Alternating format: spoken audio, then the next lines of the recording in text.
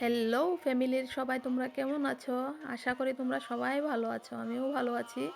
এখানে দেখো একটা নতুন রেসিপি নিয়ে আসছি, সেটা হলো সাবুদানার পুরি, যেটা তোমরা একাদশীতে বানিয়ে খেতে পারবে। আর বেশি কিছু উপকরণ লাগে না, ঘরে থাকা জিনিস দিয়ে হয়ে যায়। প্রথমে দেখো আমি বড় বড় দানার সাবু নিয়ে নিয়েছি, সেটাকে আমি ভালো করে এখন ভেজে নেব।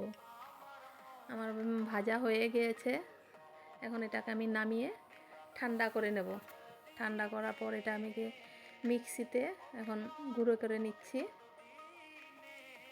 দেখো এরকম হতে হবে, তোমরা ভালো করে মিক্সিতে গুঁড়ো করে নেবে। আর আমি এখন দেখো 2-3টে আলু নিয়েছিলাম সিদ্ধ করে, সেটাকে এখন একটা গ্রেটার দিয়ে আমি গ্রেট করে নিচ্ছি।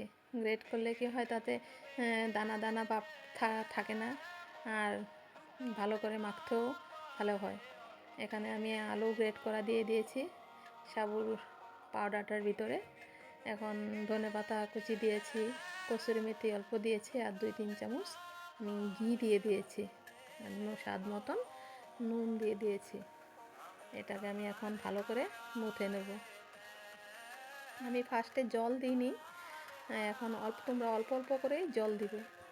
এখানে ভালো করে অল্প অল্প করে জল দিয়ে এটাকে ভালো করে মুথে এরকম করে 1 ঘন্টার জন্য রেস্টে রেখে দেব। আমার প্লেটটা ছোট হয়ে গেছে, এখন আর একটা প্লেট দিয়ে দিয়েছি। আর আমার ভিডিওগুলো যদি ভালো তোমাদের লাগে তাহলে আমাকে ফলো করে দিও। দেখো এখানে আমি আবার এটাকে ভালো করে হাত দিয়ে চটকে চটকে চটকে চটকে মুথে নিয়েছি। আর এখন এটাকে আমি বেলনি দিয়ে রুটির মতো বানিয়ে নেব। তোমরা আবার ভেবো না যে টাইলসের উপরেই করছে, সেটা আমি মুছে নিয়েছি। দেখো এরকম আমার হয়ে গিয়েছে, এরকম হতে হবে। একটা বাটি দিয়ে এটাকে কেটে নিয়েছি, দেখতেও সুন্দর লাগে।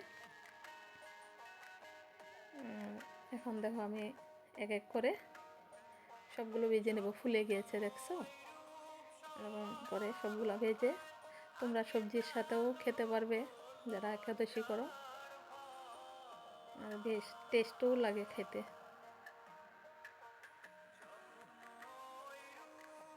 এরকম করে অল্প অল্প করে সবগুলো আমি ভেজে নেব।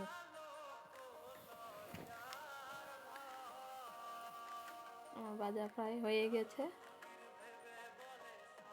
আর আমার ভিডিওগুলো যদি তোমাদের ভালো লাগে, আরও নতুন নতুন ভিডিও পাওয়ার জন্য আমাকে ফলো করে দিও, আমার পাশে থেকো। এখনকার জন্য আসছি আমি, টাটা।